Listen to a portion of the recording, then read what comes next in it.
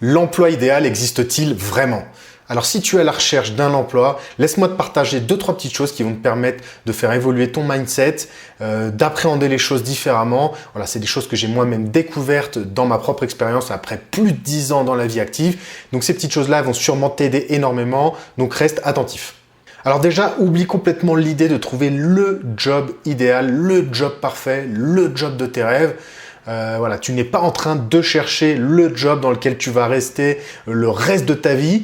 Déjà parce que voilà, la plupart des jobs de 2030, donc dans 10 ans, n'existent pas aujourd'hui. Voilà, 70% des jobs de 2030 n'existent pas aujourd'hui. Donc comment pourrais-tu chercher un emploi pour le futur s'il n'existe pas? Donc concentre-toi vraiment sur le présent, concentre-toi sur quelque chose que tu aimes faire, quelque chose qui est vraiment adapté à ta personnalité et le reste viendra tout seul. Le reste viendra petit à petit car c'est comme ça qu'on se construit une carrière successful. C'est pas après pas. Voilà, c'est petit à petit qu'on se construit une carrière épanouie. Ça ne se fait pas du jour au lendemain en envoyant un CV, en obtenant le job parfait. Waouh, j'ai obtenu le job parfait, c'est bon, le reste de ma vie va être magnifique. Non, non, ça marche pas du tout comme ça.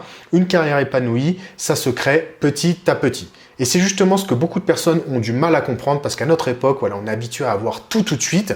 Et certaines personnes, elles pensent que parce qu'elles ont fait une grande école, parce qu'elles ont fait une école prestigieuse, tout de suite en envoyant le CV, à la sortie de leur école, elles vont tout de suite obtenir l'emploi de leur rêve, l'emploi qui va leur permettre de s'épanouir tout le reste de leur vie. Ça, c'était vrai dans les années 40, dans les années 50, voilà, il y a 100 ans. Aujourd'hui, c'est plus du tout vrai. La seule chose qui compte, comme je disais tout à l'heure, c'est de développer des compétences et de devenir un expert dans ton domaine. Peu importe le salaire, peu importe les conditions, ton premier emploi, c'est vraiment la chose la plus importante sur laquelle tu dois te focaliser. Quitte à faire un stage mal payé, ce qui compte, c'est dans une entreprise prestigieuse qui va t'apprendre des choses extrêmement importantes dans ton domaine, qui va te permettre de développer des compétences, des soft skills, voilà, des aspects de ta personnalité, des compétences comportementales qui sont vraiment importantes pour te créer un profil qui va intéresser vraiment n'importe qui.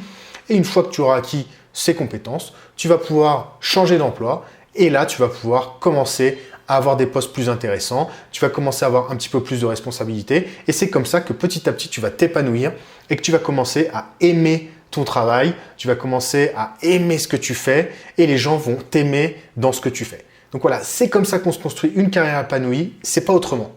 Donc on résume, c'est extrêmement facile. Pour avoir une carrière épanouie, focalise-toi sur le fait de faire quelque chose qui te plaît, quelque chose qui t'attire, quelque chose qui te motive, quelque chose aussi qui fait appel à tes qualités naturelles.